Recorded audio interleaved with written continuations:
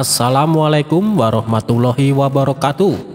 Apa kabar sahabat Al-Fatah yang dimuliakan Allah? Semoga kita dalam keadaan sehat, dilimpahkan rezekinya dan diberikan keberkahan dunia dan akhirat.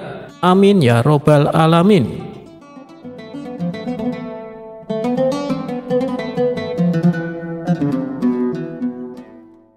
Suatu hari di kota Baghdad digemparkan dengan berita tentang kasus pencurian. Tidak tanggung-tanggung, yang dicuri adalah uang masyarakat yang disimpannya di dalam peti. Hal yang lebih mengherankan adalah peti tersebut masih dalam keadaan utuh. Kuncinya tidak rusak sama sekali. Padahal kunci peti tersebut disimpan oleh Tuan Hakim sendiri. Tuan Hakim mengetahui ada seseorang yang sengaja mencuri kunci lalu dikembalikannya tanpa ia ketahui. Oleh karena itu, Tuan Hakim menduga bahwa pencurinya tidak lain pastinya adalah orang dalam. Demi mengungkap kasus ini, Tuan Hakim pun mengumpulkan para asistennya. Para asisten itu saling menyalahkan satu sama lainnya, sehingga terjadi diskusi yang alot, hingga membuat Tuan Hakim makin jengkel. Sudah, hentikan pertengkaran kalian, ucap Tuan Hakim. Yang sudah terjadi biarlah terjadi. Saat ini kita tidak penting mengetahui siapa pencurinya, tutur Tuan Hakim. Namun yang lebih penting adalah jangan sampai kejadian ini terulang kembali.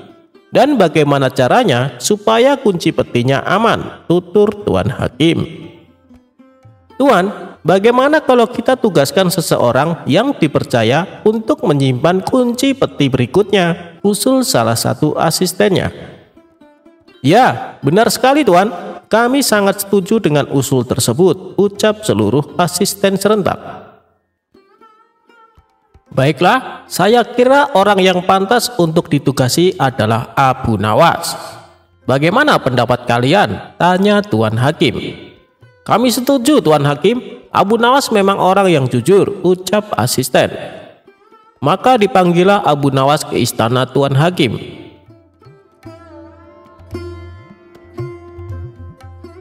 Ada apa Tuan? Kenapa memanggil saya? Tanya Abu Nawas. Begini Abu Nawas, uang masyarakat yang ada di peti istanaku telah dicuri orang, terang Tuan Hakim. Bagaimana itu bisa terjadi? Bukankah petinya terbuat dari besi dan gemboknya juga besar dan kuat? Tanya Abu Nawas heran. Ya, benar Abu Nawas, tetapi si pencuri menggunakan kunci yang saya simpan, jawab Tuan Hakim. Lalu nasib masyarakat yang uangnya hilang bagaimana Tuan Hakim? Tanya Abu Nawas. Jangan khawatir, semua pasti akan aku ganti. Sekarang yang lebih penting adalah bagaimana caranya supaya kunci peti berikutnya aman. Dan kami sepakat akan menugaskan kamu untuk menyimpan kuncinya, ujar Tuan Hakim. Oh begitu. Berhubung ini menyangkut keamanan uang masyarakat, saya bersedia mengemban tugas tersebut, ujar Abu Nawas. Akhirnya aku menemukan orang yang cocok. Di kampung ini, kamu sudah dikenal orang Abu Nawas, jadi mereka tidak akan ragu atas jaminanku. Dan kau berkewajiban menjaga kunci ini di tempat yang aman dan memberikannya kepadaku ketika aku membutuhkan, timpal Tuan Hakim. Tenang Tuan, mulai hari ini tidak akan ada orang yang mencurinya lagi, ujar Abu Nawas. Abu Nawas kemudian mengambil kunci peti itu dan pulang ke rumah. Setibanya di rumah, istrinya bertanya kepada Abu Nawas. Ada perlu apa Tuan Hakim memanggilmu? Tanya sang istri. Tuan Hakim menugaskan aku untuk menjaga kunci peti uang masyarakat, jawab Abu Nawas.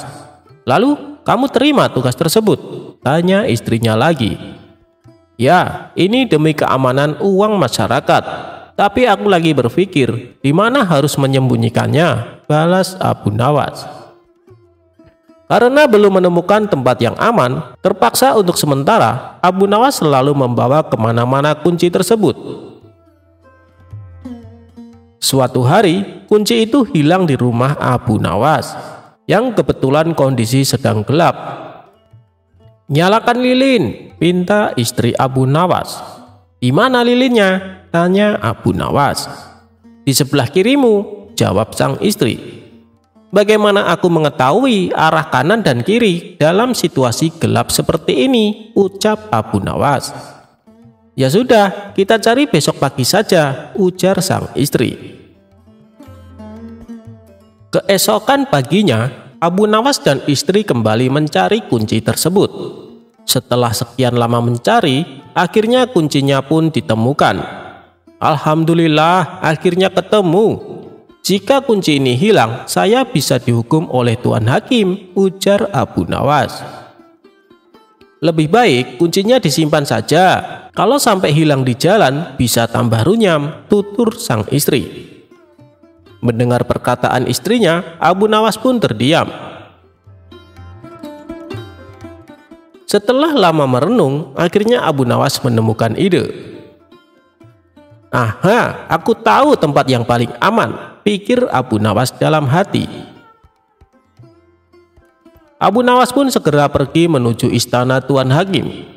Sesampainya di sana, Abu Nawas segera menuju tempat di mana peti itu diletakkan. Abu Nawas lalu memasukkan kuncinya ke dalam peti tersebut. Melihat kehadiran Abu Nawas yang tiba-tiba berada di dalam istananya, Tuan Hakim pun bertanya, "Apa yang telah kau perbuat, Abu Nawas? Apakah sudah menyimpan kunci itu di tempat yang aman?" tanya Tuan Hakim. "Tentu saja Tuan Hakim, kuncinya saya simpan di tempat yang paling aman," ujar Abu Nawas. "Baguslah, saya memang tidak salah menugaskan kamu," ujar Tuan Hakim. "Tapi di mana kamu menyimpannya?" tanya Tuan Hakim penasaran. "Apakah ada tempat yang lebih aman selain peti ini?" kata Abu Nawas. "Apa maksudmu, Abu Nawas?" ucap Tuan Hakim kebingungan. "Jadi begini, saya sudah menyimpan kunci peti itu bersama uang di dalam peti ini. Dengan begitu, mulai hari ini tidak akan ada orang yang akan membukanya," kata Abu Nawas. "Aduh, Abu Nawas, Abu Nawas," ucap Tuan Hakim sambil menepuk jidatnya.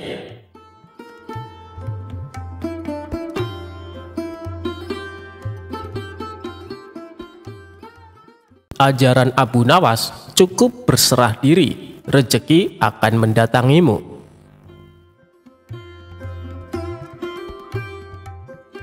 Suatu hari, Baginda Raja mengundang sejumlah ulama untuk berkumpul di istana. Tentu saja termasuk Abu Nawas. Raja mengundang Abu Nawas dan para ulama untuk membahas berbagai hukum Islam. Dengan begitu, Raja tetap bisa menimba ilmu tanpa harus meninggalkan kediamannya. Ulama fikih menyampaikan keilmuan seputar halal haram dalam hukum agama Islam. Ulama tauhid menyampaikan keilmuannya seputar keesaan Allah Subhanahu wa Ta'ala beserta kekuasaannya yang meliputi alam semesta. Begitu juga dengan ulama lainnya. Setelah masing-masing ulama menyampaikan ilmu sesuai bidangnya, tibalah giliran Abu Nawas. Dikarenakan bingung harus menyampaikan apa, Abu Nawas pun berkata, "Ampun Paduka yang mulia, apa yang ingin Paduka dengar dari hamba? Hamba rasa para ulama ini sudah menyampaikan semuanya." "Kalau menurutmu demikian, baiklah, berarti sekarang waktunya tanya jawab," ucap Baginda Raja. "Abu Nawas, apa yang kau ketahui mengenai rezeki?" tanya Baginda Raja. "Kita semua pasti meyakini bahwa rezeki datang dari Allah Subhanahu wa Ta'ala. Sebagaimana dalam firman-Nya, tidak ada suatu binatang melata pun di bumi melainkan Allah lah yang memberi rezekinya," jelas Abu Nawas. "Rezeki itu bisa datang dari mana saja Paduka. Kita sebagai manusia cukup bertawakal dengan benar. Niscaya rezeki akan datang kepada kita. Lakukan yang menjadi bagianmu. Selanjutnya biarlah Allah yang mengurus lainnya." Ini berdasarkan hadis Nabi yang berbunyi, andai kalian bertawakal kepada Allah sebenar-benar tawakal, niscaya Allah akan memberikan rezeki kepada kalian sebagaimana Dia memberikan rezeki kepada burung yang pergi dalam keadaan lapar, lalu pulang dalam keadaan kenyang, papar Abu Nawas. Ternyata pandangan Abu Nawas mengenai rezeki tidak sama dengan para ulama yang hadir. Wahai Abu Nawas, seandainya seekor burung tidak keluar dari sangkarnya, bagaimana mungkin ia akan mendapatkan rezeki? Tanya salah satu ulama. Untuk mendapatkan rezeki dibutuhkan usaha dan kerja keras Abu Nawas. Rezeki itu tidak datang sendiri, melainkan harus dicari dan didapatkan melalui sebuah usaha, timpal ulama yang lain. Tapi Abu Nawas bersikukuh dengan pendapatnya, sehingga terjadilah sedikit perdebatan di antara mereka. Tidak ingin debat berkepanjangan, Abu Nawas lalu berkata, "Begini saja, besok kita berkumpul lagi di sini dan buktikan pendapat kalian di hadapan Paduka Raja." Para ulama itu pun sepakat dengan tawaran Abu Nawas tersebut. Abu Nawas dan para ulama kemudian pamit kepada Baginda Raja meninggalkan istana. Setelah berpamitan kepada Baginda Raja, Abu Nawas pun segera pulang ke rumahnya, sebab ia harus mengajar murid-muridnya. Sementara para ulama tersebut sibuk mencari cara untuk membuktikan pendapat mereka. Sampai pada akhirnya saat berjalan pulang menyusuri sebuah desa, para ulama melihat penduduk setempat sedang panen buah kurma. Kemudian terbesitlah niatnya untuk membantu warga tersebut. Setelah selesai dengan pekerjaannya, para ulama ini mendapat imbalan beberapa ikat buah kurma dari warga setempat. Mereka senang bukan main. Para ulama itu senang bukan karena mendapatkan kurma, tetapi memiliki alasan untuk menyampaikan kepada Abu Nawas dan Baginda Raja bahwa pendapat mereka soal rezeki adalah benar. Kita mendapatkan buah kurma karena berusaha dan bekerja, sedangkan Abu Nawas hanya diam di rumah. Mana mungkin dia mendapatkan kurma? Ini menunjukkan bahwa rezeki bisa didapat bila mencarinya dan bekerja. Jadi pendapat kita sudah benar. Besok kita bawa ini sebagai buktinya. Kita tunjukkan kepada Abu Nawas dan Baginda Raja, kata salah satu ulama kepada kawannya. Maka pada keesokan harinya para ulama ini datang ke istana. Sesampainya di sana, ternyata sudah ada Abu Nawas duduk di hadapan Baginda Raja. Melihat para ulama sudah datang, Baginda Raja segera menyambutnya. "Kemarilah, silakan duduk tuan-tuan," sambut Baginda Raja. Mereka lalu duduk bersebelahan dengan Abu Nawas. Salah satu ulama kemudian berkata, "Ampun Paduka yang mulia, sesuai dengan janji kami membawakan bukti atas pendapat kami. Kami rasa pendapat Abu Nawas kurang tepat. Justru pendapat kamilah yang lebih tepat." Mendengar hal itu, Baginda Raja pun bertanya, "Bukti apa yang kalian bawa?" Para ulama ini segera menunjukkan beberapa ikat buah kurma dan meletakkannya di hadapan Abu Nawas dan Baginda Raja. "Buah kurma ini kami dapatkan karena kemarin kami bekerja membantu warga panen kurma. Jadi mengenai pendapat Abu Nawas yang mengatakan seseorang cukup bertawakal dengan benar nanti rezeki akan datang sendiri, kami rasa pendapat tersebut kurang tepat Paduka. Pendapat kamilah yang lebih tepat, karena rezeki itu harus dicari. Seandainya kami tidak bekerja membantu warga, kurma ini tentu tidak akan sampai di tangan kami. Sedangkan Abu Nawas kemarin hanya berdiam diri di rumah. Apakah Abu Nawas mendapat kurma seperti kami? Tentu saja tidak Paduka, karena kemarin Abu Nawas tidak bekerja," kata ulama menjelaskan. "Yang kalian katakan itu benar sekali. Aku sependapat dengan kalian," sahut Baginda Raja. Mendengar itu, Abu Nawas hanya tersenyum serta mengambil kurma dan mencicipinya. Kemudian ia berkata, "Kemarin aku memang hanya di rumah seharian, karena aku harus mengerjakan tugasku sebagai guru, yaitu mengajar murid-muridku. Hari ini saat kalian bercerita tentang kurma, tiba-tiba saja saya jadi kepingin. Alhamdulillah kalian datang bukan hanya membawa ceritanya, tapi juga buah kurmanya untukku. Bukankah ini juga bagian dari rezeki yang datang tanpa sebab, seperti yang hamba ucapkan dulu Paduka? Cukup dengan tawakal yang benar kepada Allah, niscaya Allah akan memberikan rezeki. Lakukanlah yang menjadi tugasmu, selanjutnya biarlah Allah yang mengurus lainnya. Hamba melakukan tugas sebagai guru, lalu Allah mengirim kalian membawakan kurma untukku. Ucap Abu Nawas tidak mau kalah.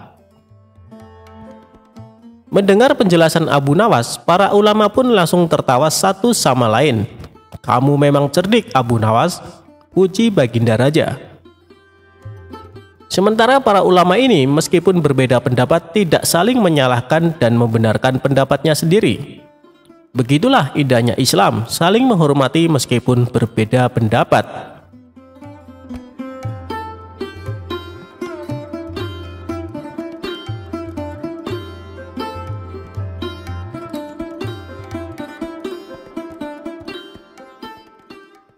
Abu Nawas berpura-pura gila. Siapa sih Abu Nawas? Tokoh lucu yang juga dianggap ulama besar ini berasal dari Persia. Lahir di Ahwas pada tahun 750 Masehi. Meninggal pada tahun 819 Masehi di Baghdad. Ketika beranjak dewasa, dia mengembara ke Basra dan Kufa. Dia bergaul dengan orang Badui dan belajar bahasa Arab di sana. Ia sangat pandai bersyair, berpantun, dan menyanyi. Setelah dia hafal berbahasa Arab, adat istiadat, dan kebiasaan orang Badui, dia memutuskan untuk pulang ke kampung halamannya. Namun bersama ayahnya dia pergi ke Baghdad dan menghambakan diri kepada Baginda Raja Baghdad saat itu. Ayahnya Abu Nawas bernama Maulana. Di Baghdad dia diangkat menjadi penghulu kerajaan. Suatu ketika ayah Abu Nawas sakit parah karena memang usianya sudah lanjut dan akhirnya meninggal. Mengetahui hal itu, raja memerintahkan untuk memanggil Abu Nawas untuk mengubur jenazah ayahnya. Setelah acara pemakaman selesai, Baginda Raja berencana mengangkat Abu Nawas menjadi penghulu atau kadi kerajaan untuk menggantikan ayahnya. Mengetahui hal itu, Abu Nawas yang diketahui cerdas itu tiba-tiba berperilaku aneh. Orang-orang dibuat heran oleh Abu Nawas. Setelah upacara pemakaman ayahnya, dia mengambil sepotong batang kayu dan menungganginya seperti kuda. Dia berlari-lari dari kuburan ke rumahnya. Pada kesempatan lain, dia mengajak beberapa anak kecil untuk pergi ke kuburan ayahnya. Abu Nawas mengajak anak-anak bermain rebana membuat orang semakin heran dengan kelakuan Abu Nawas dan menganggapnya telah gila karena ditinggal mati ayahnya. Pada suatu hari Baginda Raja mengutus beberapa orang untuk menemui Abu Nawas. "Hai Abu Nawas, kamu dipanggil Raja untuk menghadap beliau," kata salah satu utusan raja. "Untuk apa raja memanggilku? Aku tidak ada urusan dengannya," jawab Abu Nawas seenaknya. "Kamu tidak boleh bersikap seperti itu kepada rajamu," lanjut sang utusan istana. "Hei utusan istana, kau tak perlu banyak bicara. Kau ambil kudaku ini dan bawalah ke sungai. Mandikanlah dia supaya bersih dan segar," ucap Abu Nawas sambil memberikan sebatang pisang yang dianggapnya kuda betulan. Para utusan raja hanya geleng-geleng kepala melihat kelakuan Abu Nawas. "Hei Abu Nawas, apakah kau tidak mau menghadap raja?" tanya utusan istana. "Katakan saja kepada rajamu, aku sudah tahu, maka aku tak mau menghadap," kata Abu Nawas. Para utusan kerajaan segera menyingkir dari rumah Abu Nawas setelah mereka dilempari dengan debu oleh Abu Nawas. Sesampainya di istana, para utusan melaporkan apa yang terjadi pada Abu Nawas yang dianggap sudah gila. Dengan geram raja berkata, "Dasar kalian, menghadirkan Abu Nawas saja kalian tidak becus. Segera bawa dia ke sini dengan sukarela ataupun dipaksa." Dengan paksa akhirnya Abu Nawas menghadap raja. Namun, lagi-lagi Abu Nawas bersikap seperti orang tidak waras di hadapan rajanya tersebut. "Bersikaplah sopan, Abu Nawas," tegur raja. "Ya Baginda Raja, tahu kan Anda, terasi itu asalnya dari udang." "Kurang ajar, kau menghinaku Abu Nawas." "Tidak Baginda, siapa bilang udang berasal dari terasi?" Merasa dilecehkan, Baginda Raja segera memerintahkan prajuritnya untuk memukuli Abu Nawas sebanyak 25 kali. Usai dipukul, Abu Nawas keluar dari istana dan bertemu penjaga gerbang yang mencegatnya. "Hei Abu Nawas, dulu kamu pernah berjanji padaku, jika kau mendapat hadiah dari raja, kau akan membagikannya kepadaku. Nah, sekarang mana bagianku?" "Tentu saja aku tidak lupa, aku bukan cuma akan memberimu setengahnya, tapi semuanya," jawab Abu Nawas. Tanpa banyak basa-basi, Abu Nawas mengambil kayu agak besar lalu memukuli penjaga gerbang itu sebanyak 25 kali. Tentu saja orang itu berteriak kesakitan dan tidak terima diperlakukan seperti itu oleh Abu Nawas. Hal ini ia laporkan kepada sang raja. "Ya tuanku Baginda Raja, hamba mengadukan Abu Nawas yang telah memukuli hamba tanpa satu alasan. Hamba memohon keadilan dari Baginda Raja." Segera Baginda Raja memerintahkan pengawal membawa Abu Nawas ke istana lagi. Raja bertanya, "Hei Abu Nawas, benarkah kau telah memukuli penunggu gerbang istana sebanyak 25 kali?" Abu Nawas menjawab, "Ampun Paduka, hamba melakukannya karena memang sudah sepantasnya dia menerima pukulan itu." "Apa maksudmu? Coba kau terangkan secara jelas apa sebenarnya yang terjadi." "Hamba dan penunggu gerbang istana ini sudah mengadakan perjanjian bahwa jika saya mendapat hadiah dari Baginda, maka hadiah tersebut akan dibagi dua. Tadi hamba mendapat hadiah pukulan dari Baginda, sehingga saya juga memberikan pukulan itu kepadanya." Baginda bertanya kepada penjaga gerbang, "Hei, apa benar yang dikatakan Abu Nawas? Kau telah mengadakan perjanjian seperti itu?" "Benar tuanku, tapi hamba tidak mengira kalau hadiah dari Baginda berupa pukulan," jawab penjaga pintu gerbang. "Hahaha, dasar tukang peras, sekarang kau kena batunya." Ternyata Abu Nawas tidak bersalah. Abu Nawas pun pulang dengan hati gembira karena membawa sekantong uang perak dari Baginda. Tetapi sesampainya di rumah dia tetap bersikap aneh dan terlihat memang seperti orang gila beneran. Kelakuan Abu Nawas ini bertahan sampai 1 bulan. Dan akhirnya Baginda Raja mengangkat orang lain sebagai kadi atau penghulu istana yang baru. Sebenarnya Baginda Raja ingin mengangkat Abu Nawas untuk menggantikan ayahnya. Setelah mendengar tentang pengangkatan kadi yang baru yang konon katanya bernama Polan, Abu Nawas mengucapkan syukur karena terhindar dari balak yang mengerikan. Mengapa Abu Nawas bersikap seperti orang gila? Ceritanya begini, pada saat ayahnya sakit parah, Abu Nawas dipanggil untuk menghadap. Bapaknya berkata, "Hei anakku, aku hampir mati, coba kau cium telinga kanan dan telinga kiriku." Abu Nawas menuruti saja perintah ayahnya. Telinga kanan berbau harum, namun telinga kiri berbau busuk. Melihat anaknya kebingungan, akhirnya Syekh Maulana menceritakan apa yang terjadi. Pada suatu hari, datanglah 2 orang yang mengadu masalah padaku.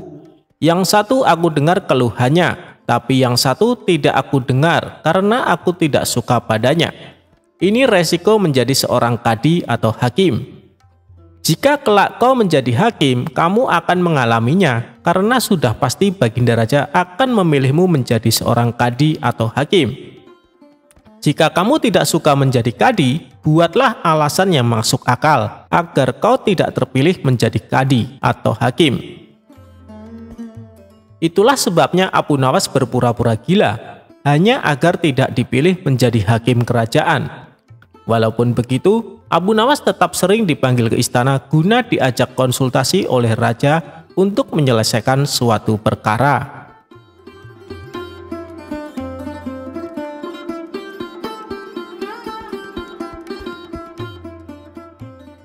Abu Nawas sayembara bawa air laut tawar.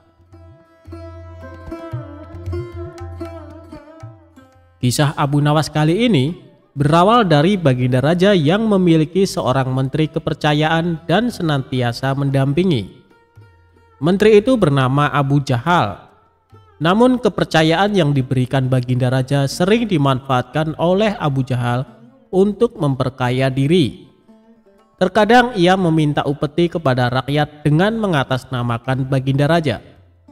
Hal ini tentu saja membuat Abu Nawas geram, tapi tidak berani mengadukannya ke Baginda Raja. Sebab dengan kedudukan yang dimiliki, Abu Jahal bisa saja memutarbalikkan fakta dan menuduh Abu Nawaslah pelakunya.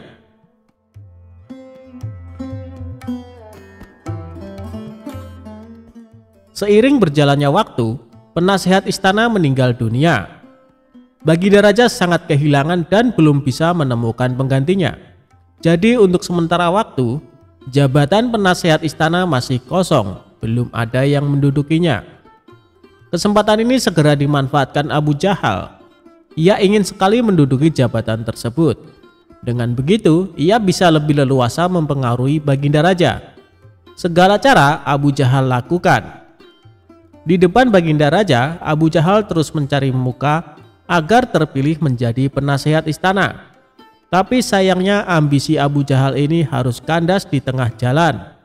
Karena tidak berapa lama, Baginda Raja justru memilih Abu Nawas untuk jadi penasehat istana. Keputusan Baginda Raja ini tentu saja membuat Abu Jahal kecewa, sehingga ia menaruh dendam kepada Abu Nawas. Suatu hari ketika Abu Jahal melihat Abu Nawas sedang duduk bersama Baginda Raja, timbul pemikiran di kepalanya. Seharusnya aku yang duduk di tempat Abu Nawas. Abu Nawas tidak pantas duduk di situ. Abu Nawas itu apa dia?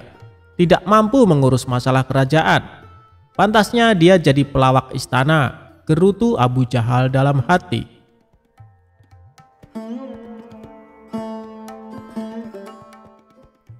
Merasa kecewa dengan keputusan Baginda Raja, Abu Jahal lalu menyampaikan keberatan. Pada suatu hari, saat Baginda Raja sedang duduk sendirian di singgasananya, Abu Jahal menghadap dan berkata,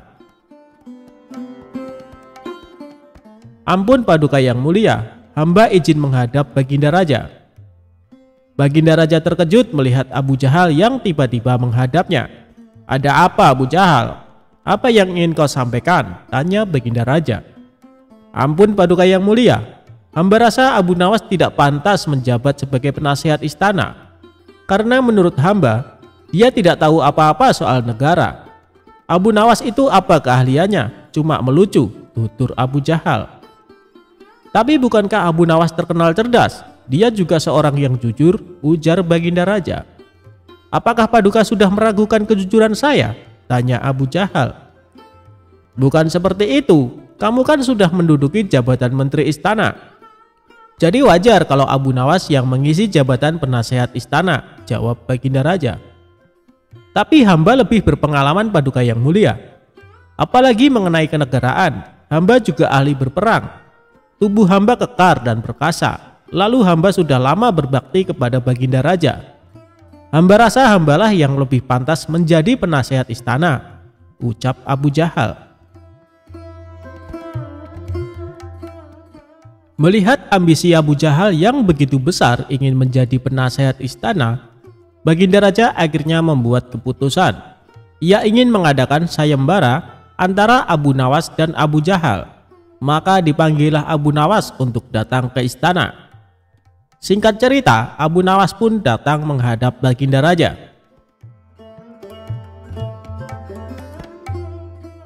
"Ampun Paduka yang mulia, ada gerangan apa memanggil hamba?" tanya Abu Nawas.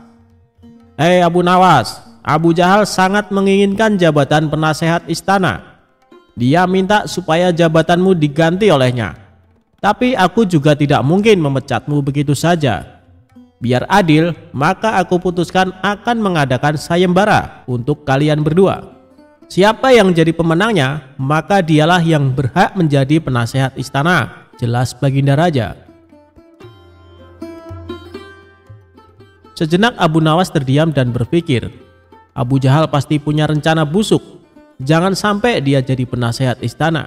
Bisa-bisa rakyat makin tertindas oleh kelakuannya, pikir Abu Nawas. Ampun Paduka yang mulia, kalau boleh tahu sayembara apa yang hendak diberikan? Tanya Abu Nawas. Aku ingin masing-masing dari kalian membawakan 1 gentong air laut, tapi yang rasanya tawar, perintah Baginda Raja. Abu Nawas dan Abu Jahal langsung terkejut mendengar permintaan Baginda Raja yang aneh itu. Sekarang pulanglah kalian berdua dan besok kembali ke sini dengan membawa air laut yang rasanya tawar, kata Baginda Raja melanjutkan. Sesampainya di rumah, Abu Nawas terus memikirkan dan mencari tahu keberadaan laut yang airnya tawar. Mana ada air laut yang rasanya tawar? Orang secerdik apapun tidak akan bisa melakukannya, pikir Abu Nawas. Sementara itu Abu Jahal mulai berbuat curang. Ia memasukkan air sumur ke gentong untuk dibawanya ke istana. Baginda Raja pasti percaya meskipun aku berkata bohong, karena aku tahu aku adalah menterinya yang paling dipercaya, kata Abu Jahal dalam hati.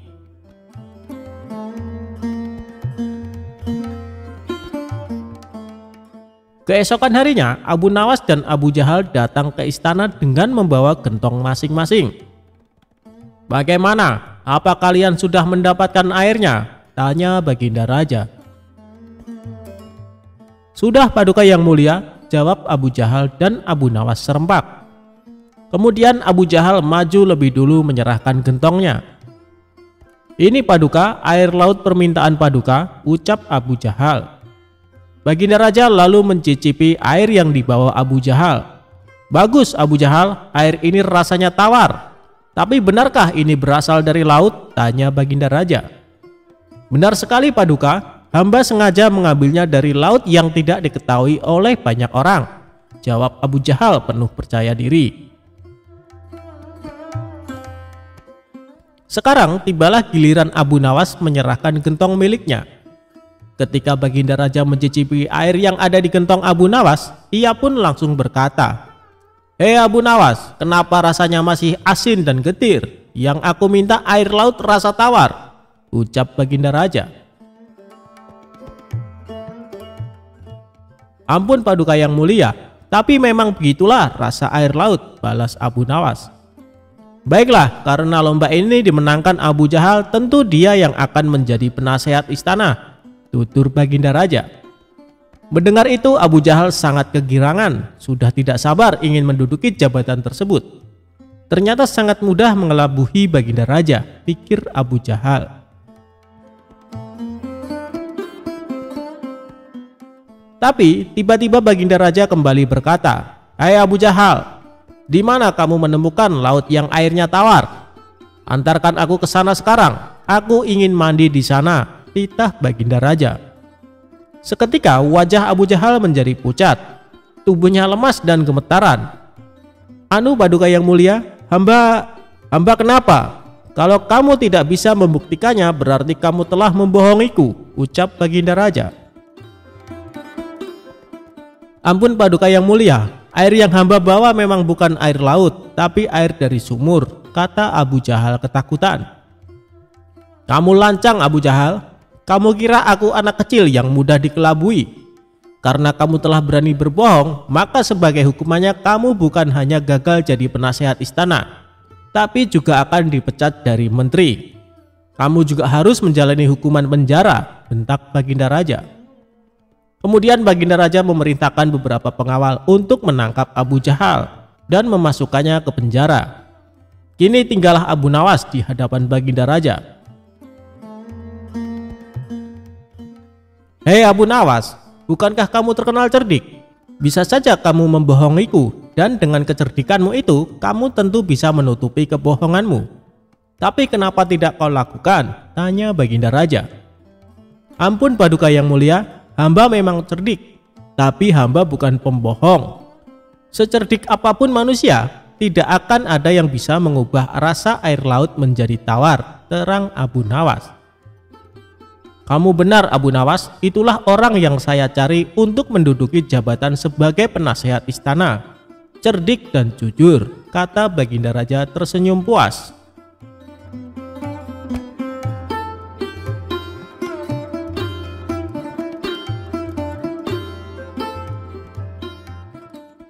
Abu Nawas memenangkan lomba berburu. Suatu hari yang cerah, Baginda Raja dan para pengawalnya meninggalkan istana untuk berburu. Namun di tengah perjalanan, salah satu pejabat kerajaan yang bernama Abu Jahil menyusul dengan terengah-engah di atas kudanya. Baginda, hamba mau mengusulkan sesuatu," kata Abu Jahil sambil mendekati sang raja. "Apa usulmu, wahai Abu Jahil?" tanya Baginda Raja. "Agar acara berburu ini lebih menarik dan disaksikan banyak penduduk, bagaimana kalau kita sayembarakan saja?" ujar Abu Jahil dengan raut wajah serius. Baginda Raja terdiam sejenak dengan mengangguk-angguk. "Hamba ingin beradu ketangkasan dengan Abu Nawas, dan nanti pemenangnya akan mendapatkan sepundi uang emas. Tapi kalau kalah, hukumannya adalah dengan memandikan kuda-kuda istana selama 1 bulan," tutur Abu Jahil meyakinkan Baginda Raja. Akhirnya sang raja menyetujui usulan Abu Jahil tersebut. Hitung-hitung sayembara itu akan memberikan hiburan kepadanya, maka dipanggillah Abu Nawas untuk menghadap kepadanya. Abu Nawas pun segera menghadap Baginda Raja. Ia diberi petunjuk panjang lebar oleh Baginda Raja. Pada awalnya, Abu Nawas menolak sayembara tersebut karena ia tahu bahwa semua ini adalah akal licik dari Abu Jahil yang ingin menyingkirkan dari istana. Tapi Baginda Raja memaksa, dan Abu Nawas tidak bisa menolaknya. Abu Nawas berpikir sejenak. Ia tahu kalau Abu Jahil sekarang diangkat menjadi pejabat istana. Ia pasti mengerahkan semua anak buahnya untuk menyumbang seekor binatang buruannya di hutan nanti. Namun karena kecerdikannya, Abu Nawas tersenyum riang. Abu Jahil yang melihat perubahan raut muka Abu Nawas menjadi penasaran dibuatnya. Mana mungkin Abu Nawas bisa mengalahkan dirinya kali ini, pikir Abu Jahil dalam hati. Akhirnya, Baginda mengiring mereka ke tengah alun-alun istana. Raja dan seluruh rakyat menunggu siapa yang akan menjadi pemenang dalam lomba berburu. Terompet tanda mulai adu ketangkasan pun telah ditiup. Abu Jahil segera memacu kudanya secepat kilat menuju hutan belantara. Anehnya, Abu Nawas justru sebaliknya. Ia dengan santai menaiki kudanya, sehingga para penonton banyak yang berteriak.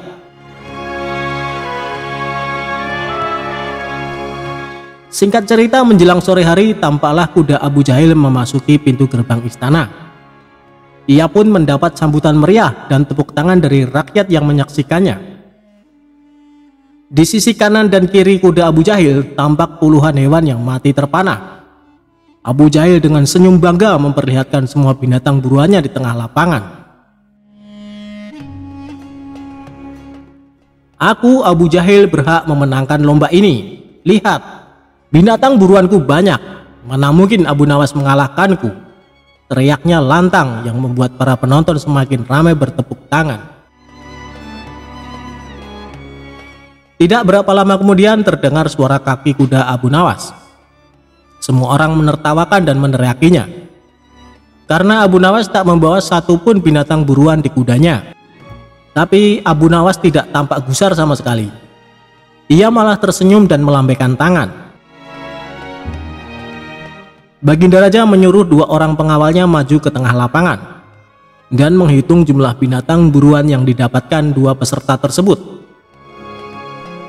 Dan kesempatan pertama, para pengawal menghitung jumlah binatang hasil buruan Abu Jahil. 35 ekor kelinci ditambah 5 ekor rusa dan 2 ekor babi hutan, kata salah satu pengawal. "Kalau begitu akulah pemenangnya, karena Abu Nawas tak membawa seekor binatang pun," teriak Abu Jahil dengan sombongnya. Tenang, aku membawa ribuan binatang. Jelaslah aku pemenangnya, dan engkau wahai Abu Jahil, Silahkan memandikan kuda-kuda istana menurut aturan lomba. Semua binatang boleh ditangkap, yang penting jumlahnya, kata Abu Nawas sambil membuka bambu kuning yang telah diisi dengan ribuan semut merah. Jumlahnya sangat banyak, Baginda, mungkin ribuan. Kami tak sanggup menghitungnya lagi, kata pengawal kerajaan yang menghitung jumlah semut itu. Melihat kenyataan itu, Abu Jahil tiba-tiba saja jatuh pingsan, dan Baginda Raja tertawa terpingkal-pingkal, serta langsung memberi hadiah kepada Abu Nawas. Kecerdikan dan ketulusan hati pasti bisa mengalahkan kelicikan.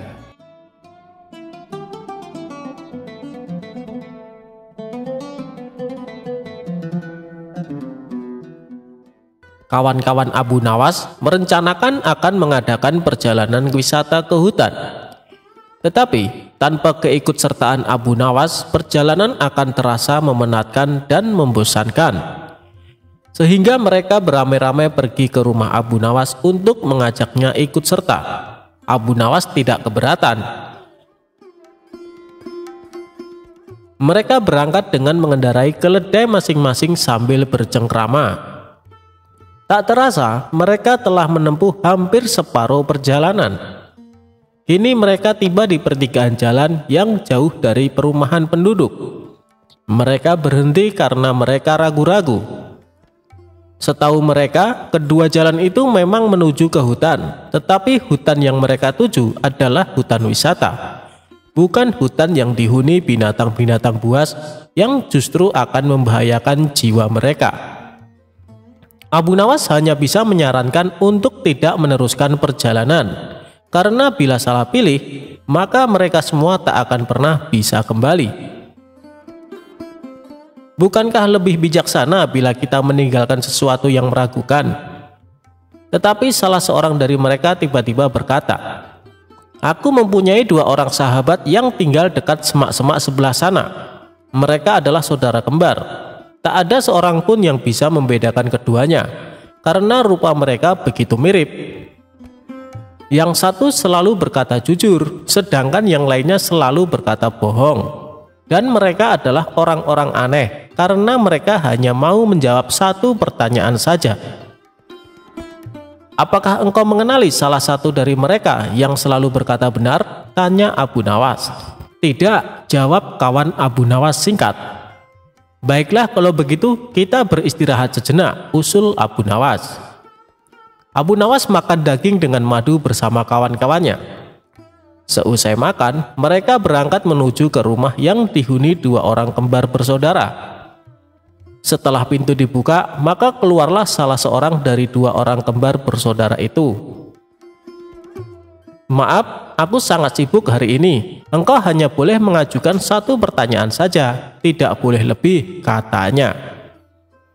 Kemudian Abu Nawas menghampiri orang itu dan berbisik. Orang itu pun juga menjawab dengan cara berbisik pula kepada Abu Nawas. Abu Nawas mengucapkan terima kasih dan segera memohon diri. "Hutan yang kita tuju melewati jalan sebelah kanan," kata Abu Nawas mantap kepada kawan-kawannya. "Bagaimana kau bisa memutuskan harus menempuh jalan sebelah kanan? Sedangkan kita tidak tahu apakah orang yang kita tanya itu orang yang selalu berkata benar atau yang selalu berkata bohong?" tanya salah seorang dari mereka. "Karena orang yang kutanya menunjukkan jalan yang sebelah kiri," kata Abu Nawas. Karena masih belum mengerti juga, maka Abu Nawas menjelaskan, "Tadi aku bertanya, apa yang akan dikatakan saudaramu bila aku bertanya jalan yang mana yang menuju hutan yang indah? Bila jalan yang benar itu sebelah kanan, dan bila orang itu kebetulan yang selalu berkata benar, maka ia akan menjawab jalan sebelah kiri, karena ia tahu saudara kembarnya akan mengatakan jalan sebelah kiri sebab saudara kembarnya selalu berbohong. Bila orang itu kebetulan yang selalu berkata bohong, maka ia akan menjawab jalan sebelah kiri, karena ia tahu saudara kembarnya akan mengatakan jalan sebelah kanan sebab saudara kembarnya selalu berkata benar."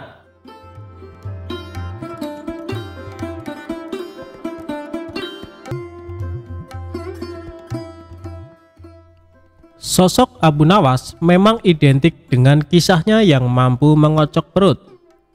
Sejumlah tingkah Abu Nawas juga kerap membuat sang raja kala itu terpingkal terbahak-bahak. Selain itu, Abu Nawas memang bukan orang kaya raya. Lebih tepatnya ia hanya keluarga yang sederhana. Untuk memenuhi kebutuhan pokoknya sehari-hari bisa saja dikatakan sangat tercukupi. Apalagi untuk kebutuhan mewah, Abu Nawas tentu belum bisa merasakannya. Abu Nawas tidak mempunyai barang mewah dan makanan mewah di rumahnya. Semua serba cukup dalam kadar yang sederhana. Namun nasib apes pernah menimpa Abu Nawas. Kala itu tidak ada hujan, tidak ada angin, sang istri tiba-tiba minta dibelikan kalung oleh Abu Nawas. Hal itu membuat Abu Nawas pusing 7 keliling. Bagaimana mungkin bisa ia memenuhi keinginan istrinya? Sedangkan untuk makan mewah saja ia tidak mampu, apalagi membelikan perhiasan kalung. "Wahai istriku, maafkan saya. Saya tidak mungkin bisa menyanggupi keinginanmu. Kan kamu tahu sendiri, kita adalah keluarga sederhana yang hidupnya hanya pas-pasan," kata Abu Nawas dengan lemah lembut. Namun keputusan Abu Nawas itu ternyata membuat istrinya tidak terima karena ia sangat menginginkan perhiasan kalung. Selama ini istri Abu Nawas itu merasa tidak pernah menuntut apapun, tidak pernah meminta yang macam-macam. Ia ingin satu kali ini saja permintaannya dituruti, entah bagaimana caranya. Akan tetapi lagi-lagi Abu Nawas tidak berani mengiyakan. Ia hanya meminta istrinya supaya selalu bersyukur dengan apa yang ada. Marahlah istri Abu Nawas. Ia terus mengomel dan memarahi suaminya. Tak tahan dengan omelan sang istri, Abu Nawas lalu pergi meninggalkan rumah. Istrinya yang masih marah kepada Abu Nawas berniat membalas dengan memasak sop yang sangat pedas untuknya. Saat malam tiba, Abu Nawas pun pulang. Sang istri berpura-pura tersenyum hangat menyambut kedatangannya.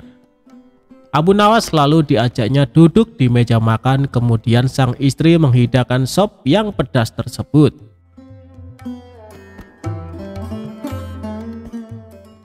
Melihat sikap istrinya yang sudah tidak marah lagi, Abu Nawas tersenyum ceria.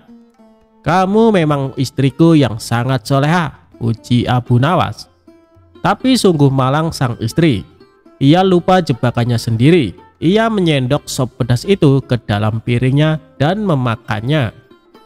Air mata pun seketika meleleh di kedua pipinya karena rasa pedas yang luar biasa. Abu Nawas seketika itu kaget dan heran melihat istrinya tiba-tiba menangis sesenggukan. "Kenapa kamu menangis, wahai istriku?" tanya Abu Nawas khawatir. "Dulu almarhum ibu sangat menyukai masakan sop ini. Setiap kali aku makan sop seperti ini, aku jadi teringat almarhum ibu. Itulah yang membuat aku menangis," ujar sang istri sembari mengusap air matanya. "Sudahlah wahai istriku, ibumu itu orang yang baik. Insya Allah dia meninggal dalam keadaan husnul khotimah," ujar Abu Nawas menenangkan istrinya. Kini giliran Abu Nawas yang memakan sop pedas tersebut. Betapa terkejutnya ia, ternyata sop yang ia makan pedasnya bukan main. Kedua mata Abu Nawas langsung meneteskan air mata tanpa henti. Bahkan air matanya lebih banyak dari sang istri.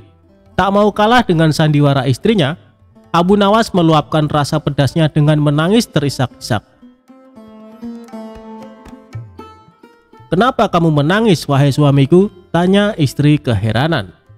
"Aku juga teringat almarhum ibu kamu. Kenapa dia mati meninggalkanmu tanpa mengajak dirimu?" jawab Abu Nawas. Mendengar jawaban Abu Nawas itu, sang istri yang tadinya jengkel mendadak tertawa terpingkal-pingkal. Keduanya akhirnya rukun dan mesra kembali.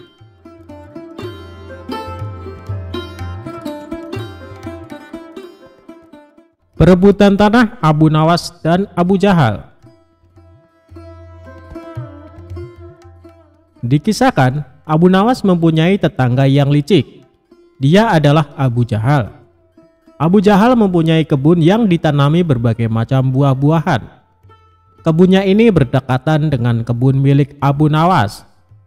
Antara kebun Abu Jahal dan kebun milik Abu Nawas hanya dibatasi oleh tumpukan batu. Abu Jahal berkeinginan menambah luas area kebunnya. Ia pun berpikir keras agar keinginannya terwujud. Hal ini sampai membuat Abu Jahal susah tidur. Tiba-tiba terlintas pikiran jahat di benaknya. Aku harus melakukannya. Sekarang mumpung waktunya sudah malam, pikir Abu Jahal. Di tengah malam gelap gulita, Abu Jahal langsung pergi menuju kebun miliknya. Dia mencari pembatas tumpukan batu yang menjadi pemisah antara kebunnya dan kebun milik Abu Nawas. Setelah menemukannya, dia mulai mengangkat satu persatu batunya, lalu dia memindahkan di area kebun milik Abu Nawas. Dengan begitu, luas kebun milik Abu Jahal menjadi bertambah luas. Setelah selesai, dia kembali pulang ke rumahnya dengan sembunyi-sembunyi. Dan dia senang dengan apa yang dilakukannya. Selama beberapa hari, Abu Nawas tak menyadari dengan perbuatan Abu Jahal. Ia masih santai menanam buah-buahan di area yang telah dicuri Abu Jahal. Seiring berjalannya waktu, buah yang ditanami Abu Nawas kini berbuah. Buahnya besar-besar dan segar. Melihat hal itu, Abu Jahal senang bukan kepalang. Ia pun segera memanen tanaman buah tersebut. Tidak berapa lama datanglah Abu Nawas. Ia sangat terkejut melihat Abu Jahal memanen tanaman buah miliknya. "Hei Abu Jahal, apa yang kamu lakukan?" seru Abu Nawas. "Aku sedang memanen buah yang ada di kebunku," jawab Abu Jahal. "Apa kau bilang? Ini masih area kebunku Abu Jahal," balas Abu Nawas. "Hei Abu Nawas, kamu mengigau ya? Coba kau lihat batu pembatasnya," tegas Abu Jahal. Sejenak Abu Nawas terdiam. Kenapa tumpukan batunya bisa pindah ya? Atau aku yang kurang teliti, pikir Abu Nawas. "Tapi kan buah itu aku yang menanamnya, Abu Jahal," ucap Abu Nawas. "Itu sih salahmu sendiri, kenapa menanam buah di area kebunku?" "Berarti ini adalah milikku," sahut Abu Jahal. "Kurang ajar, ini pasti ada yang tidak beres," kata Abu Nawas dalam hati. "Hei Abu Jahal, kamu pasti memindahkan tumpukan batu itu kan?" tanya Abu Nawas geram. "Jangan fitnah kamu, aku bisa mengadukannya kepada Tuan Hakim," balas Abu Jahal menggertak. "Ayo kita selesaikan masalah ini di depan Tuan Hakim," timbal Abu Nawas. Maka keduanya menghadap Tuan Hakim. Di hadapan Tuan Hakim, antara Abu Nawas dan Abu Jahal saling mengadukan masalahnya. Setelah mendengar penuturan dari kedua belah pihak, Tuan Hakim pun berkata, "Jujur saja saya sangat bingung, siapa di antara kalian yang benar? Tapi sepertinya aku lebih percaya Abu Jahal." "Kenapa Tuan Hakim begitu mudah memutuskan hal itu? Anda adalah hakim yang terkenal bijak. Harusnya Anda lebih berhati-hati dalam memutuskan," balas Abu Nawas tidak terima. "Sudahlah Abu Nawas, terima saja keputusan hakim. Toh area kebunmu masih juga luas," ucap Abu Jahal. "Enak saja kamu bicara. Kamu telah mencuri lahanku. Kamu sengaja memindahkan tumpukan batu yang menjadi pembatas," bentak Abu Nawas. "Saya harap kalian berdua diam. Apa yang akan saya putuskan tidak bisa diganggu gugat. Dan keputusan saya adalah tanah yang kamu tanami buah adalah milik Abu Jahal," kata Tuan Hakim memutuskan. Mendengar hal itu, Abu Jahal merasa sangat senang. "Terima kasih Tuan Hakim, Anda adalah hakim yang paling bijak yang pernah saya kenal," sahut Abu Jahal. Sementara Abu Nawas hanya bisa pasrah menerima keputusan tersebut. "Asik, sekarang aku punya kebun lebih luas dari Abu Nawas," batin Abu Jahal kegirangan. "Oh iya, Abu Jahal, berapa luas kebunmu? Tanya Tuan Hakim. 1,5 hektar, Tuan Hakim, jawab Abu Jahal. Kalau kamu Abu Nawas, berapa luas kebunmu? Tanya Tuan Hakim kembali. Sebenarnya luas kebun saya 1,5 hektar. Tapi karena setengahnya dicuri sama Abu Jahal, luasnya jadi tinggal 1 hektar, jawab Abu Nawas. Kalian tahu tidak kenapa saya tanya luas kebun kalian? Karena kemarin saya dapat surat langsung dari Baginda Raja. Beliau memerintahkan kepada saya, barang siapa yang mempunyai kebun yang luasnya lebih dari 1 hektar, maka akan disita negara beserta isi-isinya. Dan bagi siapa saja yang menentang peraturan ini akan dihukum mati. Hal ini Baginda Raja terpaksa lakukan karena kondisi keuangan negara sedang krisis, kata sang hakim menjelaskan. Seketika raut wajah Abu Jahal yang tadinya ceria mendadak berubah menjadi terkejut. Waduh, celaka. Aku akan kehilangan kebunku, pikir Abu Jahal ketakutan. Maaf Tuan Hakim, sebenarnya luas kebun saya hanya 1 hektar, tutur Abu Jahal. Tadi kamu bilang katanya luas kebunmu 1,5 hektar, sekarang bilangnya 1 hektar. Kamu jangan main-main Abu Jahal, bentak Tuan Hakim. Saya berani bersumpah Tuan Hakim, kebun saya memang luasnya hanya 1 hektar. Tumpukan batu yang jadi pembatas antara kebun saya dan kebun milik Abu Nawas telah saya pindahkan dari tempatnya, ujar Abu Jahal. Oh begitu. Jadi tanah yang ditanami buah oleh Abu Nawas sebenarnya masih area kebun Abu Nawas? Tanya Tuan Hakim memastikan. Benar Tuan Hakim, jawab Abu Jahal. Bagaimana denganmu Abu Nawas? Apakah benar luas kebunmu 1,5 hektar? Tanya Tuan Hakim kepada Abu Nawas. Benar Tuan Hakim, jawab Abu Nawas semakin pasrah. Nah kalau begini kan jelas siapa yang sebenarnya berbohong.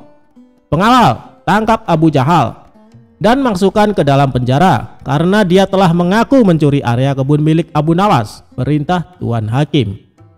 Tapi Tuan Hakim, kebun saya tidak disita kan? Tanya Abu Jahal khawatir. Tidak ada yang namanya penyitaan. Itu hanya trik saya saja supaya saya bisa menyelesaikan perkara kalian berdua dengan adil, balas Tuan Hakim.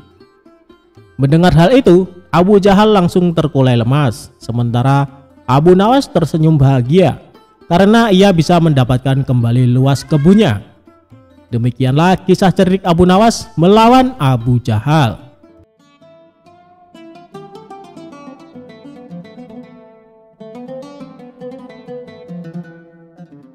Suatu hari Abu Nawas membeli sepatu yang terbilang unik dan menarik.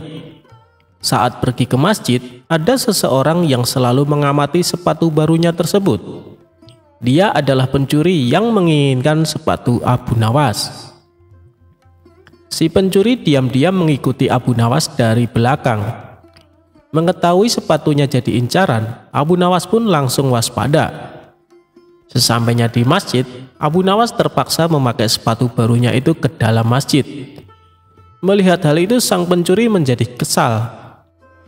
Waduh, aku tidak bisa mencuri sepatunya, gumam pencuri itu. Setelah selesai, Abu Nawas bergegas pulang. Baru beberapa langkah keluar masjid, pencuri itu memanggilnya. Hei Abu Nawas, sholatmu tidak sah karena memakai sepatu, kata pencuri itu. Lebih baik kau ulangi sholatmu dan lepaskan sepatumu, sambung pencuri tadi. Biarkan saja, kalaupun aku tidak memperoleh pahala sholatku, setidaknya aku masih memperoleh sepatu baruku, jawab Abu Nawas. Mendengar hal itu, si pencuri merasa terkejut. Ternyata Abu Nawas sudah mengetahui niatnya. Pencuri itu pun cepat-cepat meninggalkan Abu Nawas.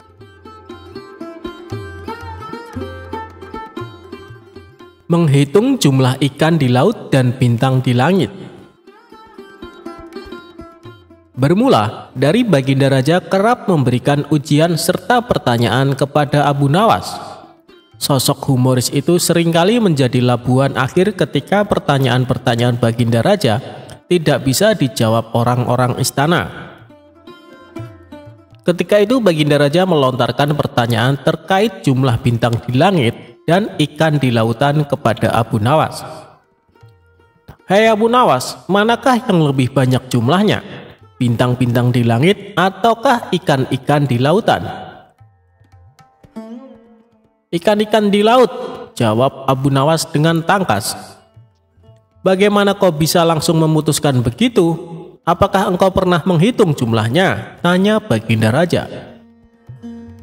Abu Nawas menerangkan, "Paduka yang mulia, ikan-ikan di laut setiap hari ditangkapi dalam jumlah besar oleh warga dunia, tetapi jumlah mereka tetap banyak, seolah-olah tidak pernah berkurang." "Lalu dengan bintang-bintang di langit?" tanya Baginda Raja penasaran. "Jumlah mereka juga banyak, tapi bintang-bintang di langit tidak pernah ditangkapi dan tidak pernah diambili. Makanya jumlah mereka tidak pernah berkurang," pungkas Abu Nawas dengan yakin.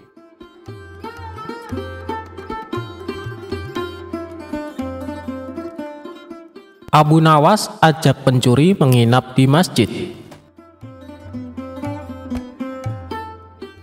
Abu Nawas mengerjai balik pencuri yang beraksi di rumahnya. Pria pencuri itu melakukannya dengan cara lain karena tahu Abu Nawas susah dikerjai. Sebelum datang ke rumah Abu Nawas, si pencuri memikirkan banyak strategi.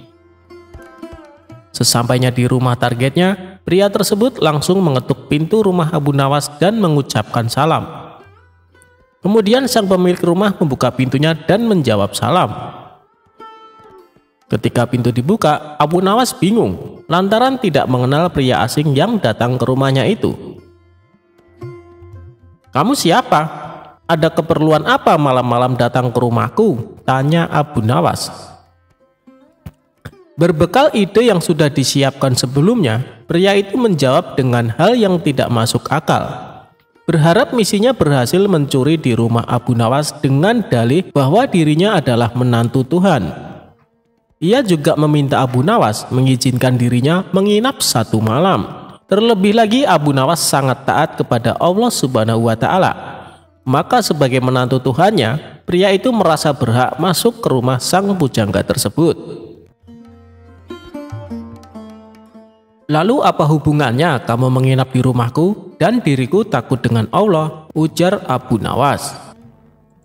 "Wahai Abu Nawas, ketahuilah bahwa yang sedang berdiri di depanmu adalah menantu yang selalu kau muliakan selama ini. Aku adalah menantu Tuhanmu," ucap pria tersebut. "Oh, kamu menantunya Tuhan, menantu Allah Ta'ala?" tanya Abu Nawas yang mulai curiga. "Ya Abu Nawas," jawab pria tersebut. Kemudian Abu Nawas mengajak pria itu masuk ke suatu tempat. Di dalam hati pria tersebut mengatakan misinya berhasil mengelabui Abu Nawas. Ternyata Abu Nawas mengajaknya ke masjid dan mempersilahkan pria itu tidur di dalamnya. Pencuri tersebut kaget dan bertanya, mengapa ia diajak ke tempat ini? "Tadi kan kau bilang menantu Allah Subhanahu wa Ta'ala dan masjid adalah rumah Allah, jadi silahkan menginap di rumah mertuamu," tukasnya.